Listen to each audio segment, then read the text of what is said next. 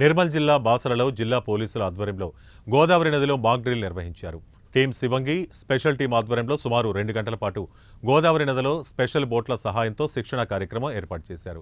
ప్రకృతి విపత్తులు ఎదురైన సమయంలో వరద నీటిలో ప్రాణాలు ఎలా కాపాడాలో కళ్లకు కట్టినట్లు లోతైన నీటి ప్రాంతాల్లో మాక్ డ్రిల్ ద్వారా రెస్క్యూ చేసి జిల్లా శివంగి టీం చూపించారు.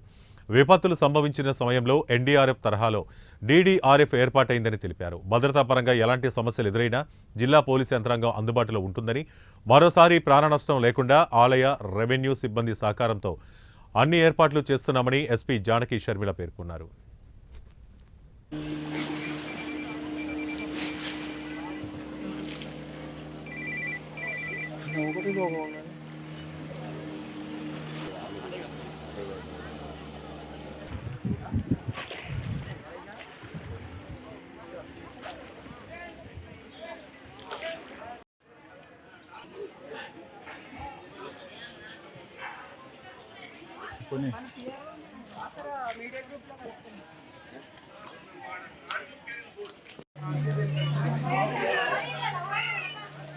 బాసర గోదావరి తీరంలో జరిగిన దుర్ఘటన గురించి మేము బాగా ఆలోచించి సరైన ట్రైనింగ్ ఇవ్వాలి.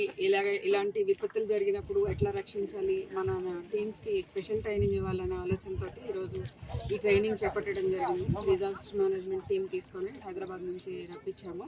బై బోట్స్ అయితే మన నిర్మల్ జిల్లా బోట్స్, ఈ తర్వాత మిగతా మెషినరీ కూడా మనదే ఉంది. సో ఈ మెషినరీని కరెక్ట్గా యూజ్ చేసుకునేలాగా రాబోయే వర్షాకాలంలో మరియు ఈ బాసర గోదావరి ప్రాంతంలో ఏ రకమైన అవాంఛనీయ సంఘటనలు జరగకుండా ఈ వరదల్లో కానీ చిక్కుకున్న వాళ్ళని రక్షించడం కానీ లేదా ప్రమాదవశాత్తు నీళ్ళలో పడిపోయిన వాళ్ళని రక్షించడం కానీ చేసేదానికి ఈరోజు ఈ ట్రైనింగ్ అరేంజ్ చేశాము. మా టీం శివంగి మహిళలు ఇందులో ఉత్సాహంగా పాల్గొన్నారు. అలాగే మా ఏఎస్పీ బైన్సా అవినాష్ కుమార్ ఐపీఎస్ తను కూడా స్వయంగా దీంట్లో పార్టిసిపేట్ చేశారు ఈ మాక్ డ్రిల్లో. So I congratulate all of them, చాలా చక్కగా చేశారు. Thank you. లాస్ట్ వీక్ అదే 2-3 డేస్ బ్యాక్ మేము వచ్చి సెక్యూరిటీ ప్లాన్ చేశాము. ఇక్కడ నుంచి ప్రతి వీకెండ్స్లోనూ ఒక ప్లాటూన్ ఇక్కడ పెట్టాలి వాళ్ళు. తర్వాత నేను ఇప్పుడే IIIT వీసీ గారితో కూడా మాట్లాడాను. వాళ్ళ ఎన్ఎస్ఎస్ టీం నుంచి కూడా కొంతమందిని వాలంటీర్స్ని అడుగుతున్నాము. సో అది ఆయన పాజిటివ్గా స్పందించారు.